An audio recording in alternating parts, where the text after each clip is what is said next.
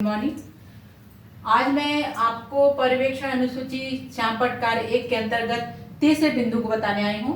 पहला बिंदु हमने देखा था लेख की स्पष्टता, दूसरा देखा था हमने श्यामपट्ट कार्य की स्वच्छता और आज हम देखते हैं श्यामपट्ट कार्य की उपयुक्तता। इसके कौन कौन से पॉइंट्स हैं आइए देखते हैं। पहला है श्यामपट्ट कार्य में कंटिन्यूटी का अभाव, मतलब जो आपने लिखा है उसमें ऐसा तो नहीं लगातार नहीं लिखा है, उसमें कुछ अभाव दिख रहा है, कंटिन्यूटी नहीं है, मतलब उसमें एक समानता नहीं है या सातत्य नहीं है। और 13वां पॉइंट था श्यामपट्ट कार्य संक्षिप्त और स्पष्ट। श्यामपट्ट कार्य संक्षिप्त और स्पष्ट है या नहीं है। फिर रंगीन चौक का उपयुक्त प्रयोग किया गया। क्या आपने जो चित्र बनाया है श्यामपट्ट पर, तो उसमें आपने रंगीन चौक का उपयोग किया है क्या?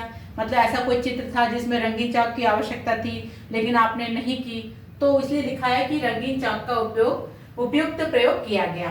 फिर अगला पॉइंट है मुख्य शब्दों व बिंदुओं का रेखांकन। तो जो आपने हेडिंग लिखी या मुख्य बिंदु लिखे या जो शब्द जो जरूरी थे बच्चों को समझाने के लिए, उसको आपने अंडरलाइन की कि नहीं की, रेखांकित किया कि नहीं किया, ये भी पर्यवेक्षण द्वारा देखा जाएगा। फिर है चित्र रेखा चित्र पाठ के साथ बनाए गए, यानी आप पढ़ाते पढ़ाते चित्र और रेखा चित्र बना रहे हैं या नहीं बना रहे हैं, पाठ के साथ बनाए गए या नहीं बनाए गए, इसका भी सुपरविजन पर्यवेक्षक करेगा। और फिर ये जो चित्र और रेखा चित्र थे वो उपयुक्त थे क्या, मतलब जो आपने रेखा चित्र बनाए या चित्र बनाए हैं क्या वो इस प्रकार थे जो बच्चों को समझ में आ रहे थे या बच्चों की समझ के अनुसार बनाए गए थे, तो वो रेखा चित्र और चित्र उपयुक्त थे या नहीं। इस प्रकार ये 3 घटक जो 3 बिंदु हैं इनके आधार पर ही आपका पर्यवेक्षण होगा।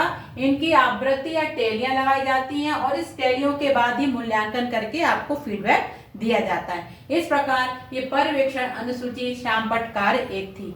मुझे विश्वास है कि आपको समझ में आया होगा और आपको समझ में आया हो तो इसे आप लाइक कीजिए और मेरे चैनल को सब्सक्राइब कीजिए। मिलते हैं अगले वीडियो के साथ अगले दिन। Thank you.